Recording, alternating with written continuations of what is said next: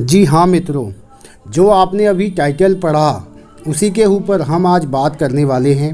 नमस्कार, आप सभी का स्वागत है हमारे YouTube चैनल ब्रज आस्था में। और मित्रों, हम और आज आप जानेंगे कि अगर चैतन्य महाप्रभु वृंदावन न आए होते तो शायद ही कोई पहचान पाता कान्हा की लीला स्थली को, क्योंकि उस समय वैष्णव आंदोलन जन जीवन के अति करीब था। यह केवल पंडितों तक सीमित नहीं था, यह समस्त जीव मात्र के लिए था। सिद्धांतों का मनन चिंतन सबके लिए था। यह वैष्णव आंदोलन एक नैतिक और सामाजिक आंदोलन के रूप में सामने आया, जिसमें समाज में व्याप्त कुरीतियों, छुआछूत और जाति पाति का कोई विचार न था। ईश्वर भक्ति में सबका समान रूप से अधिकार था। ईश्वर भक्ति की ही महत्वपूर्णता है। भक्ति परत सिद्धांत एवं भक्ति सभी के लिए था। लेकिन इस आंदोलन में साधारण लोग भी शामिल थे। मुगलों का शासन था, समाज में उनका आतंक व्याप्त था। समाज रूढ़िवादी और छुआछूत जैसी कठिन समस्याओं से अछूता न था। ऐसे में हिंदुत्व की भावना को सुरक्षित रखने के लिए वैष्णव आंदोलन का प्रचार प्रसार चल रहा था। वैष्णव धर्म तो पहले से था, लेकिन उसे भारतवर्ष में लोकप्रिय बनाने का श्रेय श्री चैतन्य महाप्रभु को ही जाता है। इसका ऋण चुकाने को बंगाल ने अपनी महत्वपूर्ण भूमिका निभाई। 15वीं शताब्दी में बंगाल क्षेत्र में उस भक्तिवीर को जन्म दिया जिसने कृष्ण के वृंदावन को पुनः जागृत कर कृष्ण भक्ति को जन जन में प्रचारित कर दिया। भक्ति आंदोलन की तारीखें गवाह हैं कि पश्चिमोत्तर के कान्हा श्याम की बांसुरी की तान को पुनर्जीवित करने का श्रेय पूर्व के गौरांग जी को ही जाता है। यह थे चैतन्य, जिन्हें अब उनके भक्त आज भी महाप्रभु के नाम से बुलाते हैं। उनके भक्त तो आज भी चैतन्य महाप्रभु में दुर्गा या काली के बजाय कृष्ण और राधा का एक रूप को ही देखते हैं। चैतन्य महाप्रभु का नाम वैष्णव संप्रदाय के भक्ति योग शाखा के शीर्ष कवियों में और संतों में होता है। वैष्णवों के गौड़ीय संप्रदाय की शुरुआत भी चैतन्य महाप्रभु ने ही की है। भजन गायकी की अनोखी शैली प्रचलित कर उन्होंने तब की राजनीतिक अस्थिरता से अशांत जनमानस को सूफियाना संदेश दिया था। लेकिन वे कभी भी कहीं टिक कर नहीं रहे, बल्कि लगातार देशाटन करते हुए हिंदू मुस्लिम एकता के साथ ईश प्रेम और भक्ति की वकालत करते रहे। जात पात ऊंच नीच की मानसिकता की उन्होंने भत्सना की, लेकिन जो सबसे बड़ा काम उन्होंने किया वह था वृंदावन को नए सिरे से भक्ति आकाश में स्थापित करना। सच बात तो यह है कि तब लगभग विलुप्त हो चुके वृंदावन को चैतन्य महाप्रभु ने ही नए सिरे से बसाया। अगर गौरांग के चरण वहाँ न पड़े होते तो कृष्ण कन्हई की यह लीला भूमि के लोल भूमि केवल एक मिथक बनकर रह जाती। मित्रों, पश्चिम बंगाल के नादिया जिला, तब इसे नवद्वीप कहा जाता था, में 19 फरवरी सन 1486 संवत 1542 शनिवार को फाल्गुन शुक्ल पूर्णिमा को जन्म काल था। संध्या में सिंह लग्न और चंद्र ग्रहण के उपलक्ष्य में लोग गंगा स्नान, हरिनाम संकीर्तन आदि कर रहे थे। नवद्वीप के मायापुर में पिता जगन्नाथ एवं माता सची देवी के घर श्री चैतन्य अवतीर्ण हुए। उस समय सची माता की 9 संतानों में से एकमात्र पुत्र श्री विश्वरूप ही विद्यमान थे। अतः श्री चैतन्य के जन्म से उन्हें अत्यधिक हर्ष हुआ।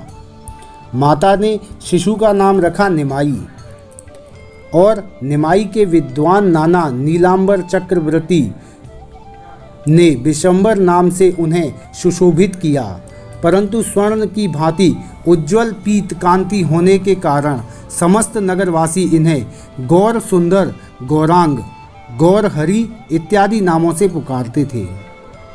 प्यार से निमाई भी बुलाया जाने लगा। कारण यह था कि इनका जन्म नीम के पेड़ के नीचे हुआ था। बचपन से ही निमाई की मुखाकृति सरल, सहज और आकर्षक थी।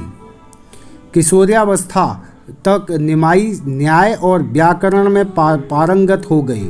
श्री चैतन्य के अंग्रेज विश्वरूप कुछ ही समय में विद्वान हो गए थे और इस असार संसार को नश्वर जानकर 16 वर्ष की अवस्था में उन्होंने गृह त्याग कर दिया था।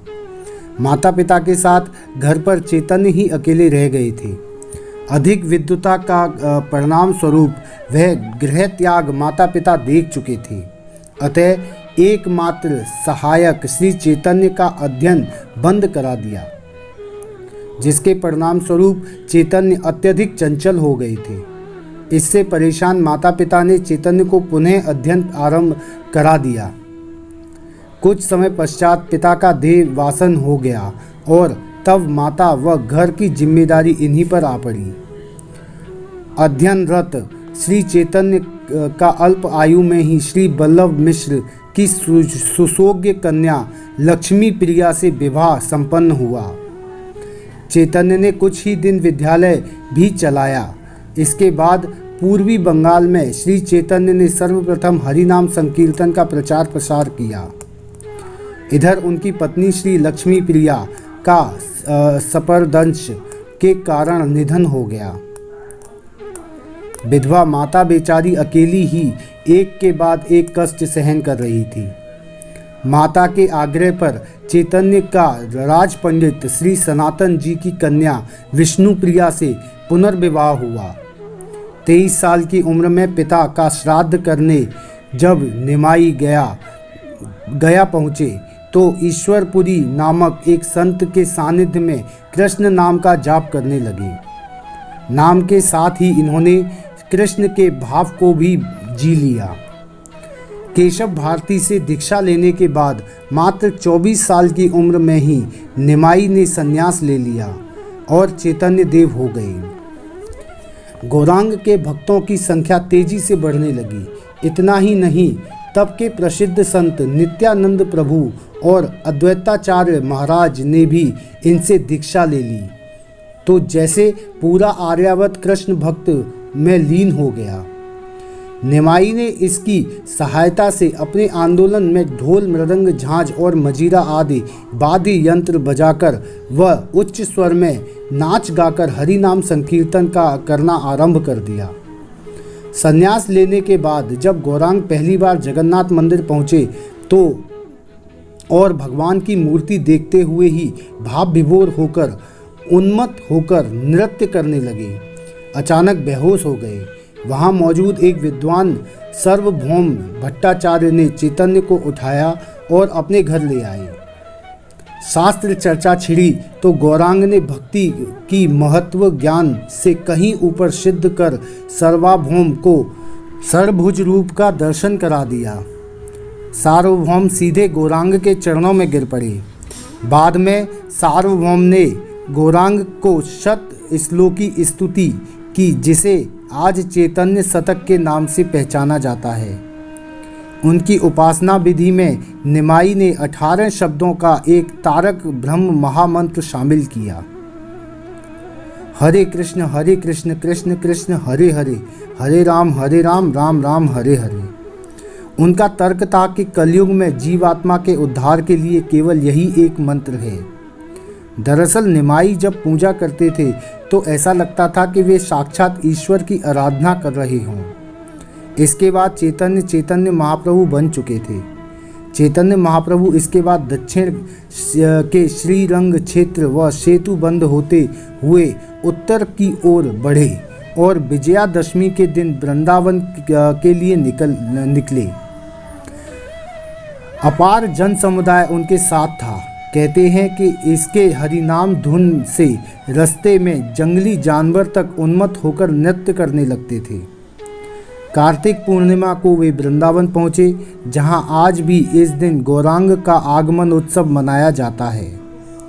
गौरांग को हरिद्वार प्रयाग होते हुए काशी, हरिद्वार, श्रृंगेरी, कामकोटि पीठ, द्वारका, मथुरा तक पहुंचकर कृष्ण भक्ति का डंका बजा दिया। आखिरी दौर में वे पुरी पहुँचे और महज 47 वर्ष की आयु में श्री कृष्ण के परम धाम की ओर चले गए। चैतन्य और उनके भक्त भजन कीर्तन में ऐसे लीन और भाव विभोर हो जाते थे कि उनके नेत्रों से अवतरित अश्रुधारा बहने लगती थी। प्रेम, आस्था और रुदन का यह अलौकिक दृश्य हर किसी को स्तब्ध कर देता था। कृष्ण में समर्पण की इस भावात्मक संबंध ने चैतन्य महाप्रभु की प्रतिष्ठा को और बढ़ा दिया था। उड़ीसा के सूर्यवंशी सम्राट गजपति महाराज प्रताप रुद्रदेव तो चैतन्य को अवतार तक मानकर उनके चरणों में गिर गए थे, जबकि बंगाल के एक शासक का मंत्री रूप गोस्वामी तो अपना पद त्याग कर उनके शरणागत हो गए थे। गौड़ीय वैष्णव संप्रदाय के आदि आचार्य माने जाने वाले चैतन्य महाप्रभु ने अनेक ग्रंथों की रचना की, लेकिन आज 8 श्लोक वाले शिष्टाष्टक के सिवा कुछ नहीं है। शिक्षाष्टक में वे कहते हैं कि श्री कृष्ण ही एकमात्र देव हैं। वे मूर्तिमान, सौंदर्य, प्रेम परक हैं। उनकी 3 शक्तियाँ परब्रह्म, माया और विलास है। वे नारद की भक्ति से प्रभावित थे और उन्हें उन्हीं की तरह कृष्ण कृष्ण जपते थे। लेकिन गौरांग पर बहुत ग्रंथ लिखे गए, जिनमें प्रमुख हैं श्री कृष्णदास कविराज गोस्वामी का चैतन्य चरित्रामृत, श्री वृंदावन दास ठाकुर का चैतन्य भागवत, लोचन दास ठाकुर का चैतन्य मंगल, चैतन्य चरितामृत, श्री चैतन्य भागवत, श्री चैतन्य मंगल, अमीय निमाई चरित्र और चैतन्य शतक आदि। चैतन्य महाप्रभु ईश्वर को एक मानते हैं। उन्होंने नवद्वीप से अपने 6 प्रमुख अनुयायियों को वृंदावन भेजकर वहां 7 देवालयों की स्थापना कराई। उनके प्रमुख अनुयायियों ने गोपाल भट्ट गोस्वामी बहुत कम उम्र में ही उनसे जुड़ गए थे। रघुनाथ भट्ट गोस्वामी, रूप गोस्वामी, सनातन गोस्वामी, जीव गोस्वामी, रघुनाथ दास गोस्वामी आदि उनके करीबी भक्त थे। इन लोगों ने ही वृंदावन में 7 देवालयों की स्थापना की। मौजूदा समय में इन्हें गोविंद देव मंदिर, गोपीनाथ मंदिर, मदन मोहन मंदिर, राधा रमण मंदिर, राधा दामोदर मंदिर, राधा श्याम सुंदर मंदिर और गोकुलानंद मंदिर आदि कहा जाता है। इन्हें 7 देवालय के नाम से ही पहचाना जाता है। चैतन्य मत का मूल आधार प्रेम और लीला है। गोलोक में श्री कृष्ण की लीला शाश्वत है। प्रेम उनकी मूल शक्ति है और वही आनंद का कारण भी है। यही प्रेम भक्त के चित्त में स्थित होकर महाभाव बन जाता है और यह महाभाव ही राधा की उपासना के साथ ही कृष्ण की प्राप्ति का मार्ग भी है। तो मित्रों, यह थी कहानी श्री चैतन्य महाप्रभु जी के बारे में, संपूर्ण उनकी जानकारी। आपको यह वीडियो कैसी लगी हमें कमेंट करके अवश्य बताएं। हमें आपके कमेंट का इंतज़ार रहता है मित्रों। साथ ही अगर वीडियो अच्छी लगी हो तो अपने मित्रों के साथ भी शेयर करें और इसी तरह की धार्मिक और नॉलेजेबल वीडियो देखने के लिए हमारे चैनल ब्रज आस्था को सब्सक्राइब कर लें। इस वीडियो में फ़िलहाल इतना ही मित्रों, फिर मिलेंगे अगली वीडियो में। तब तक के लिए जय श्री कृष्णा, जय श्री राधे, नमस्कार।